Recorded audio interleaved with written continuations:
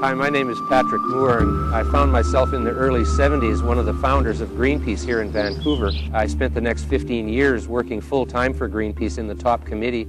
In the mid-70s, I decided to move from confrontation to trying to figure out what the solutions were, because after all, there's over 6 billion people that need food, energy, and material every day in this world. One of the main materials we use in our daily lives and in our civilization is plastic. And vinyl is a very special form of plastic. Most plastics are made directly from oil and are basically 100% hydrocarbon, whereas vinyl is made from a combination of natural gas, it's also a fossil fuel, but the other half of it is salt.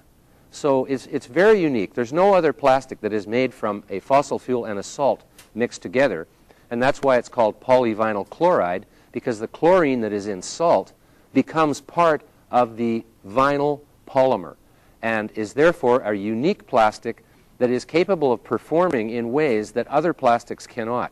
For example, it can be easily softened with plasticizers in order to make it very, very flexible and soft, or it can be rigid as it is in pipe and in plastic packaging.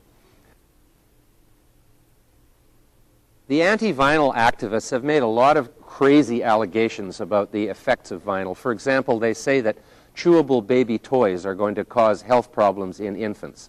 This has been completely rejected by the European Commission, full studies on vinyl, and even the Green Building Council of the United States, which is an activist-based group in many ways, has rejected the criticisms against vinyl. They say that the reason shower curtains smell the way they do is because of the chemicals coming from the vinyl, and that's going to give you cancer. This is absolutely false. On the health side, vinyl is the most common plastic used in healthcare and medicine. That's what blood bags are made from, the gloves that doctors and nurses wear, the hats that they put on, the wall covering in the hospital rooms, the floor covering. They're made with vinyl because vinyl is easy to clean and maintain in an antiseptic way, and also it's a very good barrier to germs, and because it's flexible, it can be used for vinyl tubing and blood bags and the like. Very important in medicine. On the environmental side, vinyl uses less energy than the other types of plastic in its manufacturing. And it certainly uses less fossil fuels because it's only half fossil fuel, unlike the other plastics, which are basically 100% fossil fuel. That means vinyl is more climate friendly than the other plastics. In other words, the global warming impact of vinyl is lower than it is with most of the other plastics. The activists claim that vinyl can't be recycled when it is just as recyclable as any of the other plastics. And as a matter of fact, nearly 100% of the scraps that are produced in the manufacture of vinyl are remixed back in and used. Not a lot of consumer vinyl is recycled.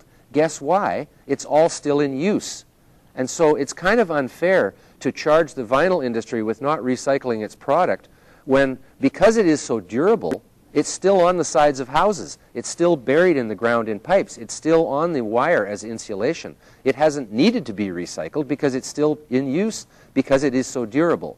That is why there isn't a huge recycling of vinyl like there is with paper, for example, where obviously most paper is ready to be recycled within a very short time after it's been manufactured. Vinyl lasts for hundreds of years in the ground as a piece of pipe, and therefore doesn't need to be recycled and doesn't need to be replaced, which is another good aspect because durability means less cost in maintenance and replacement.